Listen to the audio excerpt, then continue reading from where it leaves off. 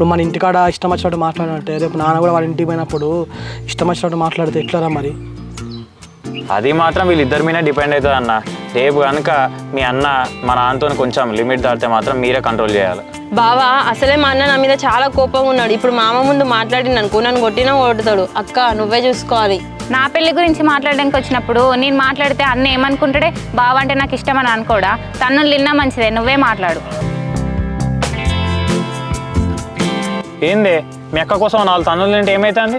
రేపు మా నాన్న మీ ఇంటికి వచ్చినప్పుడు మీ అన్నను కంట్రోల్ చేసే బాధ్యత అయితే నీదే. సర్లే నాకు తెలుసు, నువ్వేం టెన్షన్ పడకు బావా. మామ వచ్చిన తర్వాత మొత్తం నేను చూసుకుంటా. ఓకే, బట్ మా నాన్న మీ అన్న మాట్లాడుకునేటప్పుడు మాత్రం ఎట్టి పరిస్థితుల్లో మీరు మ్యాక్సిమం మాట్లాడకుండా ఉండడానికి ట్రై చేయాలి. దయచేసి ఎట్లాంటి గొడవలు కాకుండా మా నాన్న మా ఇంటికి తిరిగి వస్తే చాలు కాదు. డన్ బావా.